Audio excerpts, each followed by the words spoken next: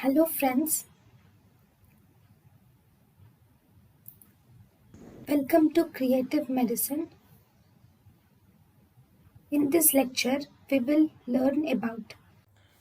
Hello friends, let us now learn some important points about polyhydramnios. As the name says, poly is increase in hydramnios is urine. Amniotic fluid. So polyhydramnios is increased amniotic fluid. This diagnosis of polyhydramnios is actually made if the diagnosis of polyhydramnios is actually made if the amniotic fluid is more than 25 centimeters or if single amniotic fluid index is more than 25 centimeters or if single pocket largest vertical pocket if single largest vertical pocket is more than 8 centimeters, then you can call it as polyhydramnios. So if you see the classification of polyhydramnios, we can classify as mild, moderate and severe. We call it as mild and it is classified by vertical pocket and also AFI. Okay, if single large vertical pocket is around 8 to 10, then it is mild, and if the single largest vertical pocket is 12 to 15, it is called as moderate polyhydramnios. If the single vertical pocket is more than 15 centimeters, then we call it as severe polyhydramnios. Then if the AFI is around 20 more than 25, it is polyhydramnios. If it is 25 to 30, then it is mild polyhydramnios. If it is 30 to 35, then it is moderate polyhydramnios. If it is more than 35, then we call it as severe polyhydramnios. Right? So once we have divided it, we will see the causes. The causes can be separated or differentiated as maternal causes and fetal causes. So first I am drawing the uterus. So this is the uterus and this is the mother. Okay, now here in the uterus obviously we will have a baby. So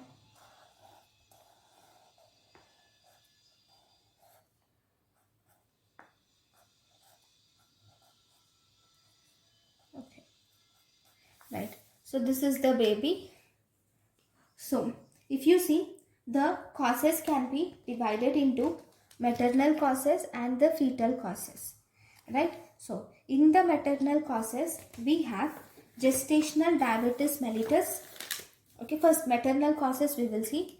In the maternal causes, the causes can be mostly in gestational diabetes mellitus is one most common disorder which is associated with polyhydramnios, and even RH immunization and cardiac and renal anomalies in the mother, multiple pregnancies and also diabetes insipidus in the mother is associated with this polyhydramnios in the mother. Okay, then associations with the fetus, first placenta. If you see placenta, especially if there is chorioangioma of placenta, this is associated with the polyhydramnios. Then we have the fetal complications.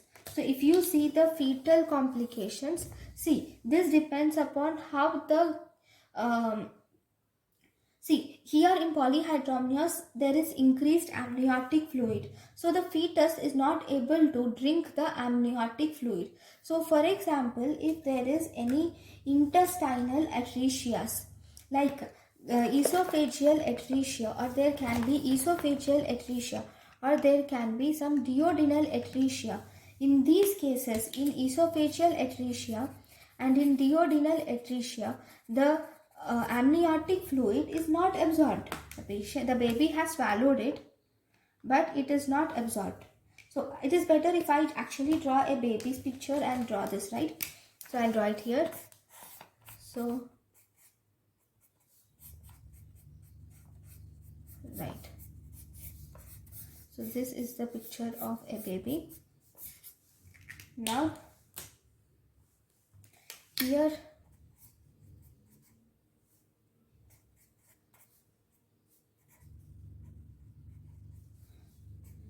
this is the mouth, and then we have the stomach. See, this is the esophagus, then stomach, then duodenum, then all the intestines and all the rest of the things. Anyways, fine. Now if there is any atresia in the esophagus, or if there is duodenal atresia or any intestinal atresia, if we see, in those cases the baby has drunk the amniotic fluid, but it cannot be absorbed. So this will lead to the polyhydramnios. Then if there is cleft palate, just think that there is cleft palate. Normally for swallowing to occur, there should be proper movement of the lower mandible, and there should be proper development of mandible and maxilla. So in cleft palate there is no proper development, especially there is no proper fusion of mandible and maxilla in cleft palate or cleft lip. So it is difficult for the child to actually swallow. Here the problem is in swallowing. It cannot swallow, the baby cannot swallow properly.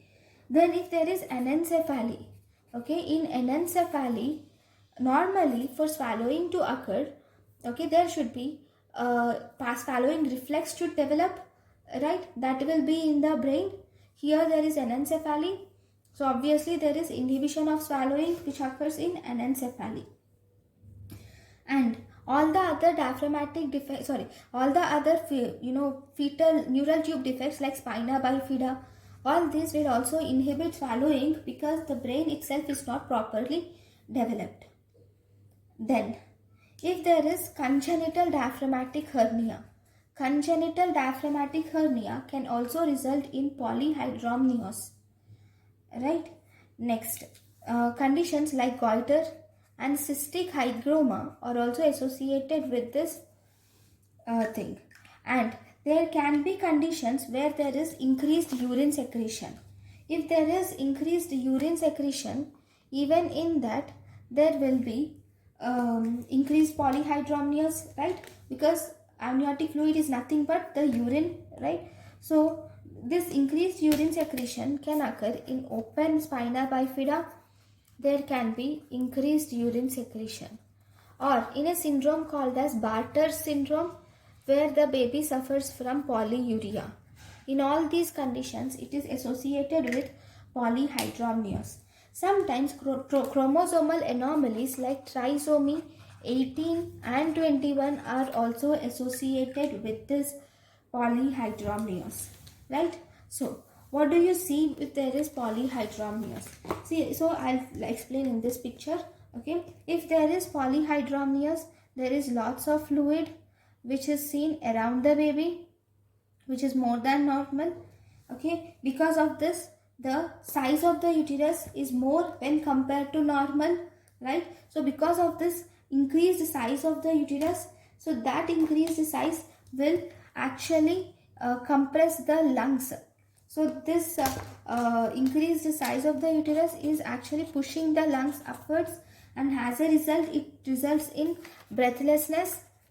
The mother suffers from dyspnea and respiratory distress, okay, and there will be pain in the abdomen, and because of this over-distended uterus there is decreased fetal movements.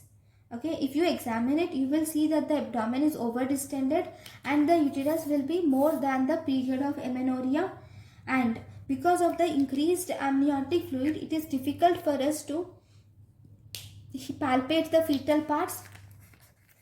Fetal palpation is difficult, and fetal heart rate detection is also difficult in these patients. And you will also see malpresentations because there is lots of fluid which is present around the baby.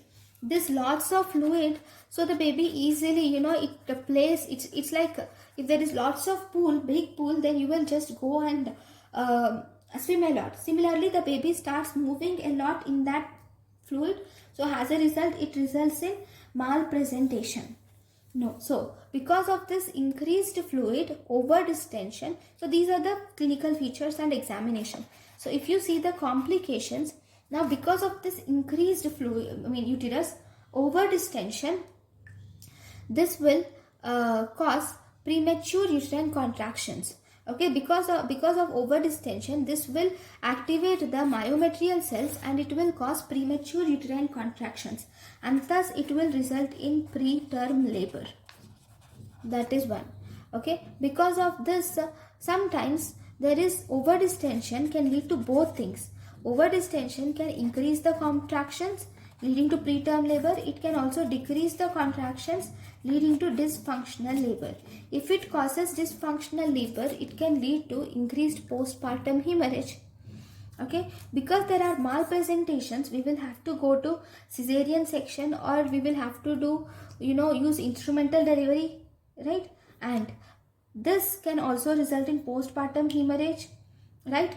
And here, polyhydramnios, if there is long cord, or even if there is no long cord, now with normal cord also, because of increased amniotic fluid, there is a chance that the cord might prolapse down, leading to cord prolapse. So it can cause cord prolapse as a complication. The other complication is cord prolapse is a complication, right? It can also cause this membrane may rupture prematurely, and it can result in premature rupture of membranes. So all these are the complications which occur due to the polyhydramnios.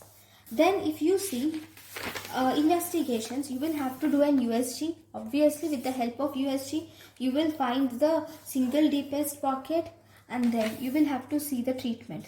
See, in the treatment, it mainly depends upon the gestational age. So now, if the gestational age is more than 37 weeks, then definitely deliver the baby. If the gestational age is less than 37 weeks and there is respiratory distress, okay, if the gestational age is less than 37 weeks and there is respiratory distress, then we do two things. Okay, then one, we can do amniocentesis, can be done. Okay, this in amniocentesis you will, or amnioreduction we can call it as, here you will remove slowly 1000 to 500 ml of fluid is withdrawn slowly from this amniotic sac. You will remove some amount of fluid, and this is removed around in 30 minutes, and this is done through USG guidance with spinal needle. You will remove this 1000 to 1500 ml of amniotic fluid is removed. Okay, this is one way. And second, you can give indomethacin. Actually, this indomethacin is an NSAID, because this indomethacin is an NSAID, it can easily cross the placenta, and thus this will inhibit the renal blood flow. It will reduce the renal blood flow, and thus it decreases the urine output. Okay, and thus obviously it decreases the amount of amniotic fluid volume, right? So this amniotic fluid volume in this indomethacin should be monitored weekly after giving it. But this indomethacin is contraindicated or never given beyond 34 weeks. Okay, because this indomethacin causes early closure of patent ductus arteriosus, has a side effect, especially if used more than 48 hours, then it can cause this side effect, and this is contraindicated if given more than 34 weeks. There is a condition by a name called as mirror syndrome. So if you see, this mirror syndrome is a maternal condition where there is association of polyhydramnios with fetal hydropes. Normally, there is polyhydramnios with fetal hydropes, then we call it as mirror syndrome. In this mirror syndrome, the baby has fetal hydropes. That means the baby has edema, and there is third space occupations. Even the mother starts experiencing the fetal edema. So the mother starts experiencing edema and proteinuria, because the mother will be mimicking the fetus. That is called as mirror syndrome. So thank you guys for watching my lecture. Thank you. Thank you, and thank you for watching.